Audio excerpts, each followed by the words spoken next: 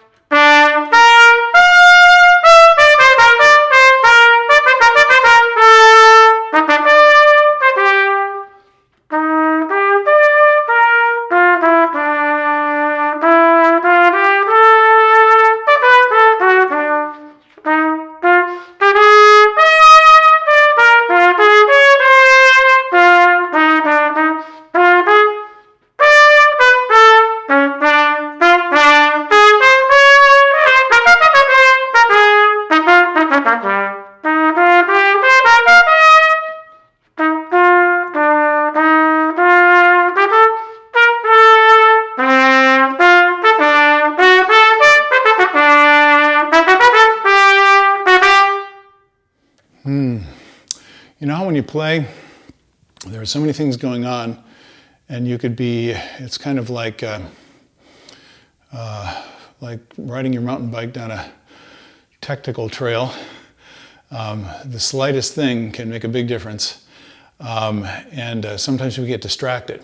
So the most important thing when we're playing through something like this is, can we keep the line? Can we see far enough, hear far enough, in our case ahead, to see where we're going without looking too far ahead, so we don't kind of lose track of where we are. So there's a psychological reality going on with this kind of work. I think I could do that better, but that gives you a kind of a workable example of the piece. Now there's something interesting I want you to experiment with. If you go to the third line, I guess it is, I'll go ahead and play that again. And we're passing through a straight 4/4 with some syncopation into a single 3/8, a single 2/8, and then into a two 2/4 bars, and then into a 3/8 pattern for several bars. There's an awful lot going on in there. But I'm just going to point out one spot that I hope will be interesting to you, because you want to find ways to think about the music, to feel the music, to feel the movement of the music, to feel how things are grouped together, how the notes relate to one another, that makes sense to you and makes it easier for your mind to play the music.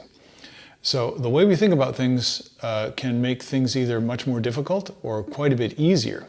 So I'm going to play, this is the pickup to the 16th notes in the first bar of the third line of this etude.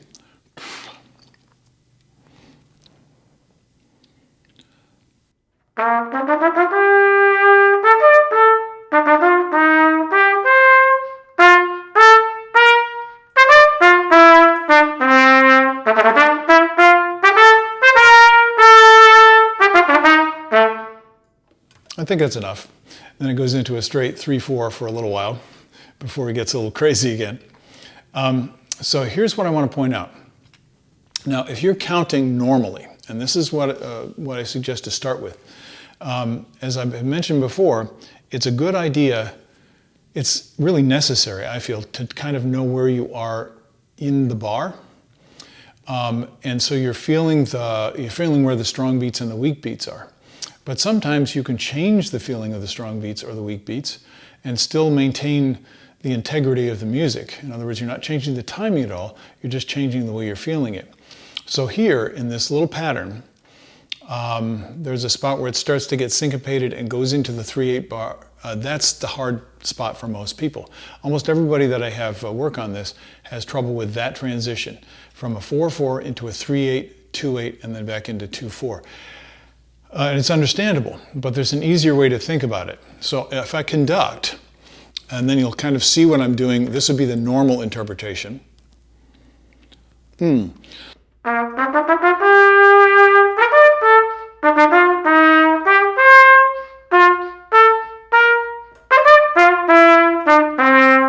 So you notice when I was conducting, I'm showing myself where the strong beats are. So I'm going da da da dee, da da da da dee da da, and on the 3/8 I have to wait for the next strong beat. That's where most people are feeling uncomfortable. It's kind of like when I was a kid, I started experimenting with aerials on skis. That's when you go off a very extreme jump and you get launched many feet into the air and you're doing somersaults and twists and so on and so forth. Now this is before people were really doing that, and my inspiration, as a little side trip here, was a skier by the name of Stein Eriksen, who was very famous in the 60s. He was an Olympic medalist, I believe. And he started doing this stuff before anybody was doing it. He would go off a jump and he would do a full layout, as the gymnast would call it, somersault, fully extended, on his skis, and then land back on the snow and just keep on going. And I thought, whoa, that is so cool. So what we're doing here is pretty similar to that. It has this feeling of you're in the air, and when you're in the air, you can kind of get disoriented. Of course, now the skiing stuff, aerials, is an Olympic sport, which is kind of amazing to watch. Quite dangerous sport. And I didn't get that far into it when I was a kid, so I'm not recommending for any of you to do it. For most of us, this is plenty exciting enough. And it's less damaging to your body if you make a mistake. So to get back into the material, this is what I'm going to suggest. This is just one idea, and see if you can use it. Now, where it says mezzo forte at the end of the third line, that eighth note and the following eighth note and the next eighth note are upbeats. I'm going to switch it in my mind so that I'm feeling them as a downbeat. And for me, this makes this passage much, much easier. Now, no one on the outside will know you're doing this because the rhythm is not changed at all. Now, let's see if I can demonstrate it. So I'm just going to start da da dee da da da. Let me just sing it. Just the rhythm. So it's 1, 2, 3. Da da da da da da da da da da da da da. Now, this is what I would do if I were having trouble. And if you're having trouble, if you kind of feel like you're upside down in the air, you can feel the individual eighth notes. So we're going 1 and 2 and 1, 2, 3 when you get to the 3 bar. So it's 1 and 2 and 1 da da dee da da dee da da da da da da da. And even that might feel awkward to you. You see, what I'm doing is da da da da dee. Oop, that's not it. Da da da da dee. I have to wait a little bit longer than I think, and that's when it feels like you might be upside down. Kind of lose your bearings, lose your orientation. But if you think of it this way, I'm going to do the same passage, and I hope some of you get this out there, because what I want this to spark in you is look at any passage, especially things that are giving you really trouble, difficulty, and you keep working on them, it doesn't get any better. Maybe it's the way you're thinking about it, and maybe there's a better way of thinking about it, or a way that makes it easier for you. So if I go 1 and 2 and 3, da da dee dun dun dee, da da da da dee dun da, then I'm on the downbeat of the 2/8 automatically. So I'm going da da, those are upbeats. I'm thinking of it da da da da dee da da. Then at the mezzo forte, where it's an offbeat, I'm mentally changing that into an onbeat, into a downbeat. the third beat of the bar in the way I'm feeling it. And then all I have is da, da, da, da, sorry, da, da, da, da, da, da, da. So it's 1, 2, 3, da, da, da. So I keep my duple feel all the way through. Now, I hope that's not too complicated for you. But for me, I notice when I think differently about these things, a lot of times it'll make it much easier to play. Now, I might decide not to do that in the final performance, but the suggestion here is look for ways to make it easier, mentally as well as physically. Okay, let me play through the end of the piece. And here I want you to practice something else. This is kind of the last half of the piece, so please be patient with me here. We're starting at the 7/8, which is the fifth line from the bottom. I'll just try and play it kind of like I did the first time. What I'd like you to do is try and feel the groupings. See if you can feel whether it's a 2 or a 3, because it's pretty much always a 2 or a 3 in this music.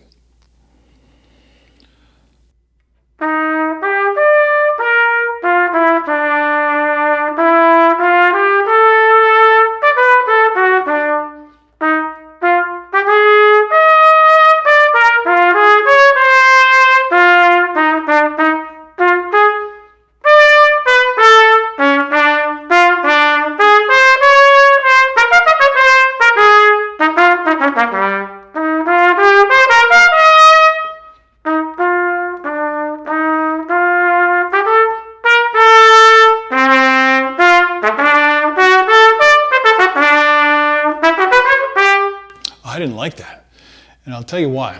I lost the beat in my mind. Now, I'm pretty sure that some of you are going to be losing the beat in your mind too. It's just you have to notice it and be honest with yourself about it. I kind of had that feeling of I slipped a little bit on the ice.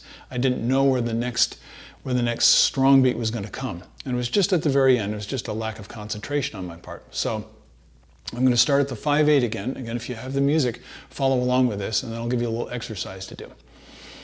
So from the 5/8, this is the second line from the bottom, in the middle of the line.